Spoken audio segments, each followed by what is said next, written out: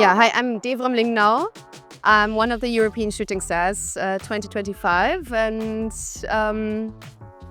I'm presenting the movie Hysteria on the Berlinale in the Panorama selection this year. I'm Maria Hanamägi from Estonia. I'm Lidia Kordic, I'm an actress. I'm from Montenegro, and my movie is Diva Futura from Italia, from director Julia Louis Stegerwald. Hello, my name is Besir Zeciri, or Besir Zeciri in Albanian, and I'm born in Copenhagen, so I'm Danish Albanian, and I'm here with the girl with the needle. I'm Šarūnas Zankaučius. I'm from Lithuania, and I had a leading role in Ignas Jonina's film Borderline. So that's why I'm here. I'm Vicente Wallenstein, I'm from Portugal, and I'm in a movie Your Face Will Be the Last from Luis Felipe Rocha. I'm Frida Gustafsson, and I'm from Sweden, and I'm here at the Berlinale Shooting Stars with a project which is actually a limited series, which is quite rare, I understand, for Shooting Stars. But it's a project I really love. It's called Faithless, and it's directed by Thomas Alfredsson, and it's based on a script by legendary filmmaker Ingmar Bergman. So my name is Elin Hall, and I'm from Iceland, and I'm here at the Shooting Stars program with my film When the Light Breaks. So my name is Kārlis Arnolds. I'm from Riga, Latvia, 28 years old. I've been selected as shooting star here for Soviet Genes. These are TV series which we Latvians are really proud of, because finally we have TV series which will be seen in 20 other countries more, so yeah.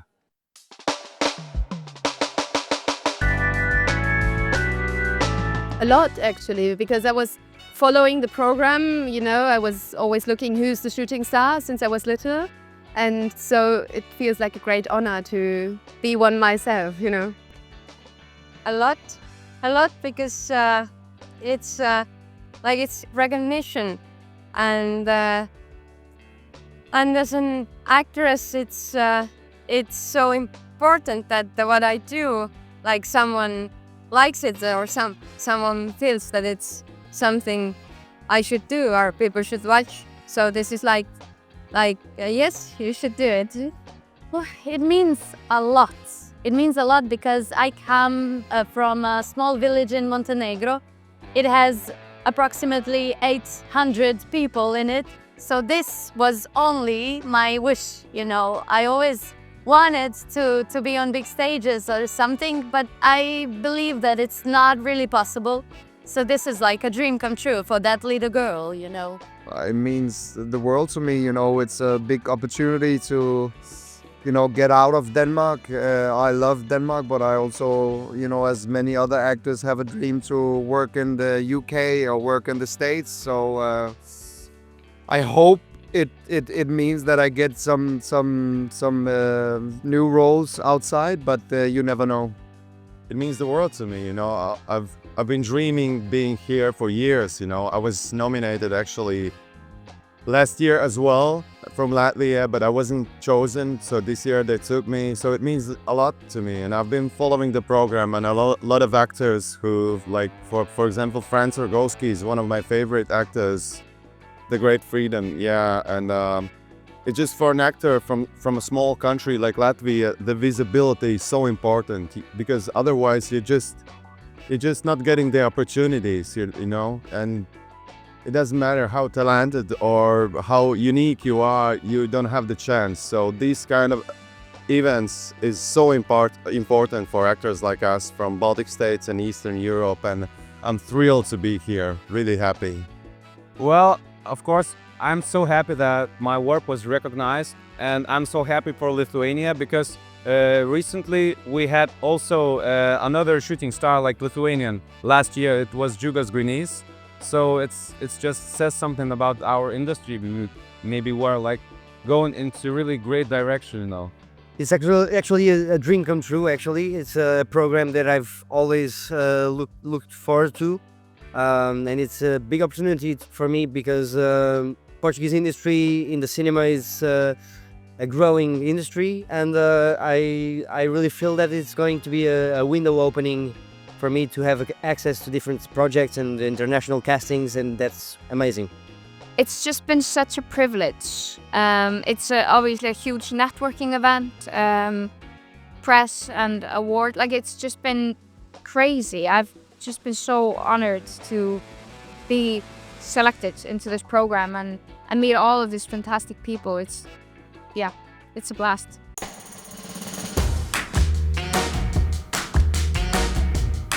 So I play there an ardent rock and roll fan who sets up a legal yet successful jeans factory in the basement of psychiatric hospital. So it's a period piece story, 70s Cold War, when the fiercest propaganda was waged against Soviet-occupied Latvia. And I play this young, joyful, crazy guy with this rebel spirit and who's infected with all the Western goodies, you know, jeans, music, everything that was forbidden. Yeah, that's about it.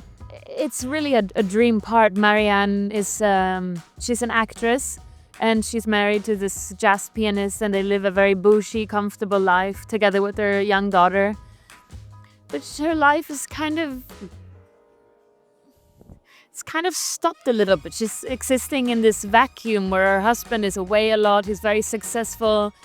It's not really attuned to what Marianne wants or what she needs. And in that vacuum comes David, the director, the best friend of her husband. And of course, they fall madly in love. Well, it was a long process, you know. My character is really more mature than me that I was at the time. He in the script he was somewhere around like 40 years old or 38, something about that, and I was looking like maybe old teenager or something like that. But so I had to prepare it for also physically. I had to gain weight, grow a beard, you know, and also I had to go into cold shower or cold water for 3 months because my character is became a smuggler in the film, you know, against his will, but still. So, but the role is really challenging. Also, in another way, you know, he experiences loss of his wife because of her suicide. It's really tough subject. So it was really, I really had to find a lot of things with this. And it's a really sensitive character. He's also experiencing his relationship with his father, who was in the Portuguese War, the colonial war, and he was involved in all these operations of massacres of villages in Africa.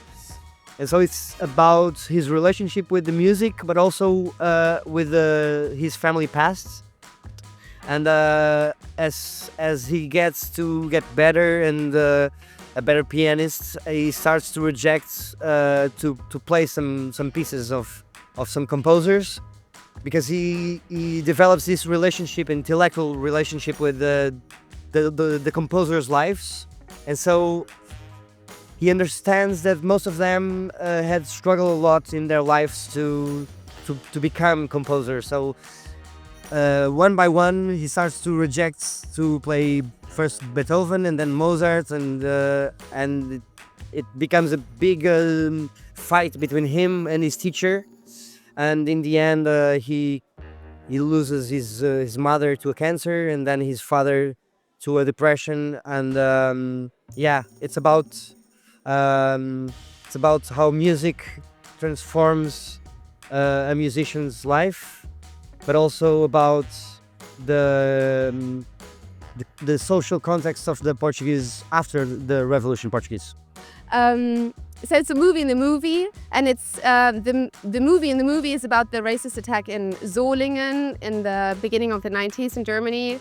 And in this restaging, there is a current burning happening on set.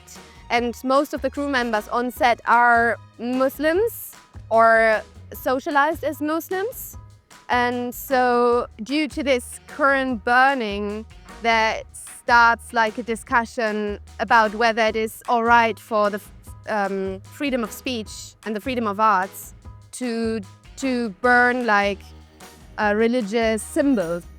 Yeah, and I think within the Muslimic, migrantic or Turkish community in Germany, there are very different views on whether it is all right or not. And I think the general like question or what the movie wants to show is breaking with stereotypes and showing a variety of migrantic life within Germany, and showing that not everybody who's migrantic has the same political and religious views on certain things.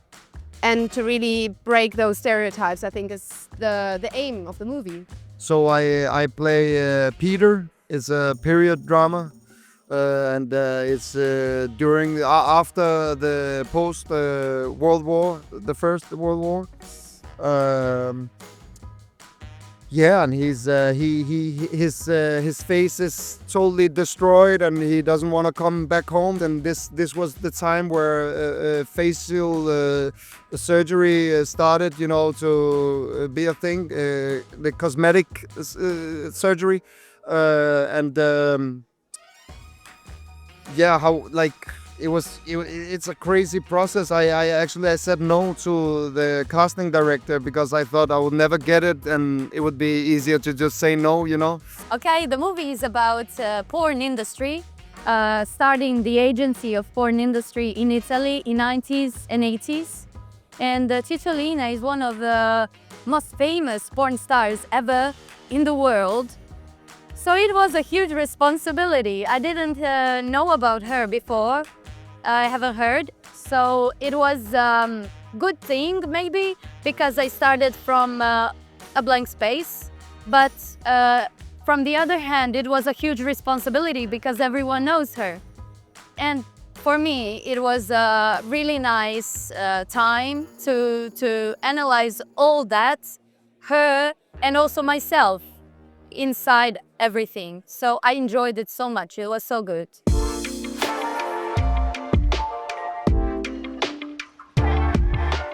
Yeah, I got cast through an audition. I got the script sent before. I don't remember, but I got the script and I remember thinking, oh, I'm never getting that role. Like, she's very different from me. There's no way a casting director or a director sees that in me because I'm quite feminine and I like makeup and I don't know. And the character seemed to me to be quite rough and androgynous, and she had a buzz cut, and that was very important for the role. That was like one of the top things that the role description said. So I was like, this is never gonna be me, but I'll go to the audition. And yeah, it took me a while to kind of believe the director when he offered me the role, because I couldn't see it, and I was like, I'm never gonna look good without hair. You have to try anything else. But no, this was his way, and I was really grateful for it. Yeah, they were looking for some actors who could also play the piano, because it's about this kid who has a gift for the music and the piano instruments. And so I had the piano classes since I was a little kid, and yeah, first I had the acting casting, and then we had the piano casting. I knew that I was not that good as the character playing the piano, because we are talking about a prodigy to the piano world. But yeah, I convinced the director to cast me and to have time to prepare for the role. Yeah, Aurora, I did the casting. That's how I got the role. But the casting was improvisation, so I didn't have a scene. We just like improvised, and that's how I got the part. Well, I've worked with the director before in my first feature film called Lovable. So he knew me already and he really loved working with me. So I was really fortunate to have this role already. But there were two directors actually for the TV series. So, and the other one wasn't sure about me. So I had to convince him that I am good enough, and I'm the right choice, which I did somehow, and then I got the role. Yeah, I'm really happy about it. It lasted for at least 6 months. it was really huge casting. And I did 2 scenes on a self-tape, then 2 scenes on a Zoom call, and then 2 scenes for hours on a call back in Rome. So it was a huge process, and I really wanted it to finish. And when I got the role, I was like, okay, now I can breathe finally. So it was long period, but it went well. So I met Mehmet very regular for a casting appointment, and so this is how we met for the first time. And as soon as I got to know Mehmet, we really connected, and it was then almost not a casting situation anymore, because we immediately started working on the project together when we saw each other first. And it was not really a question whether to do it or not to do it together, because it was so obvious. But I rejected it, and then I met the lead role, Vikram Son, and she was like, "What are you doing? You are real. Like, we really want to see you." And then I wrote back to the cast, "Please, I'm so sorry. Can I come to the casting?" And I get, but still with that attitude, I will never get it. You know, I'll just do whatever feels right in this moment, and everything just clicked to the casting. To be honest, everything I talked about, I didn't know anything about the character. I just got this mask, and yeah, I fell in love with the director and the project, and the rest is history.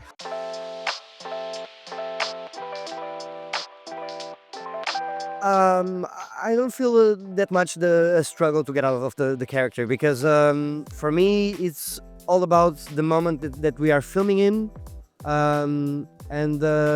In Portugal we have to do all this kind of work and jump from one project to the other. And so I have this really intimate relationship with the characters during the shooting. And I feel like when it comes to the end, I can like put it in a drawer and leave the character behind. You know,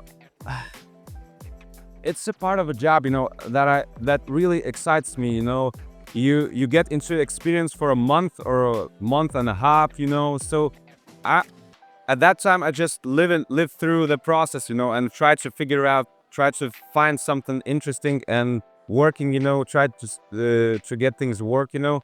But later it's a bit depression time, you know, after the because you really had to do a lot of things, and it's, you know, it's, I don't know, I just took 2 weeks to like a vacation and tried to recover after everything. I saw a witch to help me.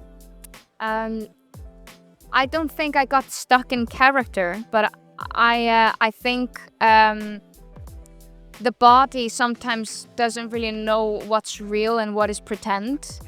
And when you are simulating stress constantly for weeks on end, you can trick your body into thinking that it's actually happening to you. And in that sense, you get stuck in the trauma.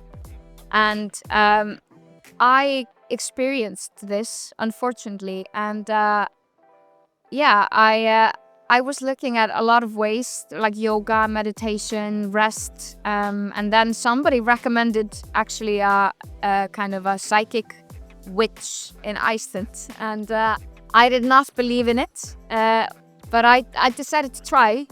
And it was really interesting. And I felt a huge relief after just 1 hour with this woman. She just touched my stomach or something, and then, yeah, I could talk about that for a half an hour, but yeah, that's what I did. That's just the honest answer.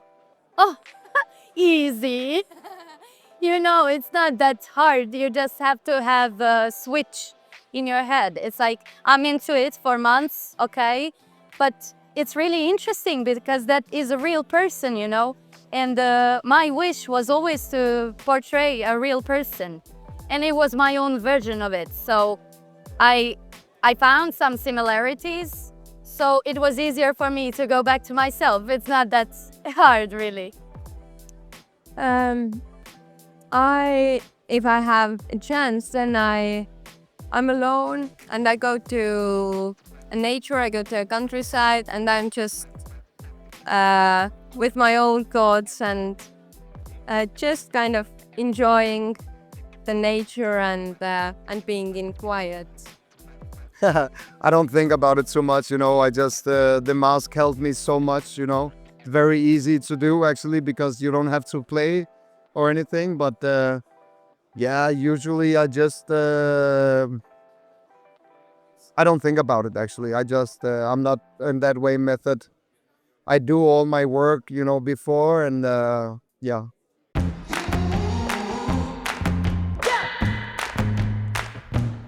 Well, we've been hanging around like together a lot. Well, we had the most important part yesterday. We met a lot of casting directors from all around the world.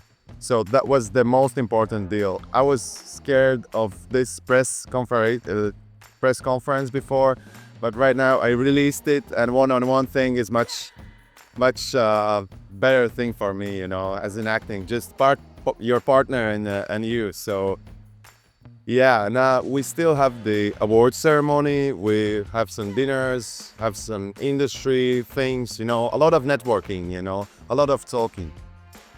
So for me, the most exciting part in the beginning was to meet the other fellow shooting stars and to get to know their projects and to see their movies. Because obviously it must be outstanding for European cinema, because otherwise they wouldn't have been selected. And then I'm quite curious to get to know all the casting directors. That's, I think, the most exciting part about this program, that we really get to know so many people. Apart from the prize, you know, I think the real prize are these 4 days together. So I'm actually sad because we can't watch the movies of the Berlinale, but it's for a good reason. So till now we have been meeting a lot of casting directors to exchange experiences, and they watch our materials and talked about what they feel of what they saw. Today we are having the press day to have all these interviews and promoting our work. And yeah, tomorrow we're gonna have the award ceremony, and yeah, it's been great. Well, we were so occupied that unfortunately this time I didn't get the time to see Berlin, but fortunately I was in Berlin before, so I saw a lot and I liked it. But now we are going to have tomorrow the day, you know, the big day of award ceremony, and I'm hoping that it's going to be good, that I'm not going to fall or something. Well, yesterday was really nice day because we met with a lot of casting directors and producers, and it's just so nice to meet with other filmmakers from different countries and to share the experience, and of course other shooting stars. Yeah, yesterday we met 100 casting directors in 1 hour. That's a lot of people. But it went so fast, and everyone was so nice, and yeah, I really felt like this shared passion we have for good European cinema.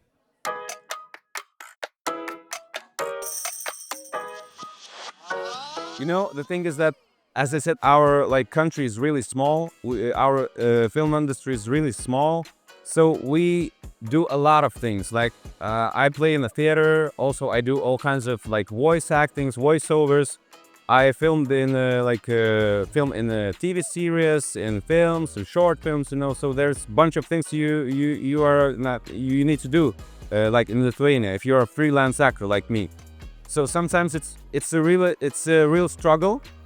But now, recently, recent years, it gets more and more more like everyday life, you know.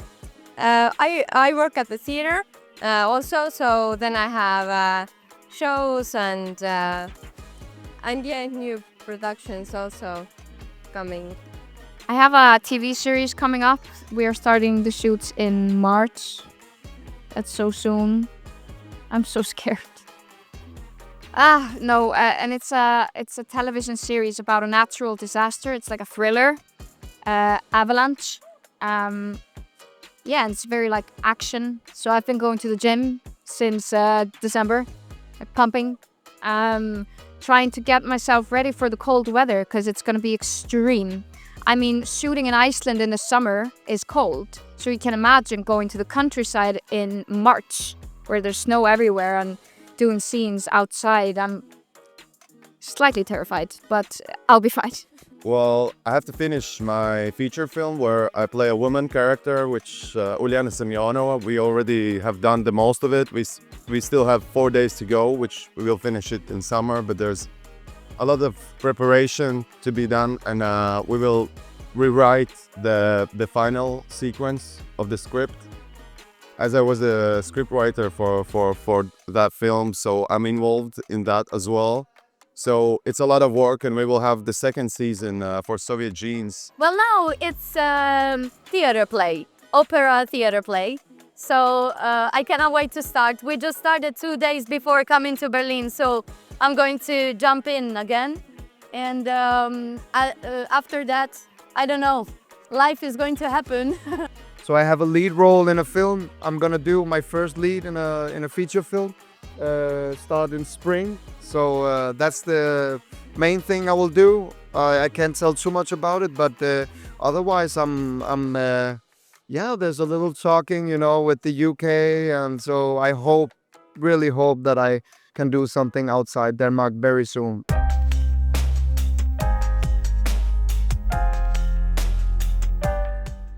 Don't think too much. Like because this is like this whole thing, it seems like so big and so important, and it is, but just like relax and be who you are. Seriously, just be yourself, and I know it's so cliche to say, but relax, be yourself. Is not the end of the world, you know. It's just you know, we are not saving lives in Africa, or like it's cool. I mean, don't like it's very serious and it's cool, but it's gonna be all right, and just enjoy it. Well, live every day in consensus with your dreams. Every day, you know, no matter you're taken or not. If you're not taken, choose the window, you know. That's how all my life I've been existing in this profession, you know. They didn't take me as an actor in theater school at the start because they were taking puppet actors. Sorry, no sentence, but yeah, live in consensus, you know, and everything will come if you're moving forward your dream and living every day accordingly. I think just for me, it has helped to kind of really shift the focus away from myself, and just as soon as I watched all the films from the other kids here, people, I was just in such awe of their talent, and then when I met them, I discovered they're also all very kind and level-headed people, and I'm here to learn from them. That's my main goal. I'm asking them questions. I'm trying to become better by being like them and seeing what I can learn from, because they're from all over the world, and this is such a special occasion to ask and trying to understand, how is it being an actor from Lithuania? Like, tell me. So yeah, that's been my focus, and then it's much easier because then you're not self-conscious. Well, if you really want to be an actor, you really try to get out of your comfort zone, you know, and try a lot of things, you know, and figure out what is really important for you as an actor. What do you want to bring to the screen or to the stage? What kind of characters are you could be good at, and what could you offer, you know, for a director, or yeah. So that's really important to find your authenticity. Yeah, it's a good question, but I really want to say that whenever you think it's not possible, it is possible, and nobody can take away our dreams. So go for it. It can happen. It happened to me, so it happened to anyone, I believe.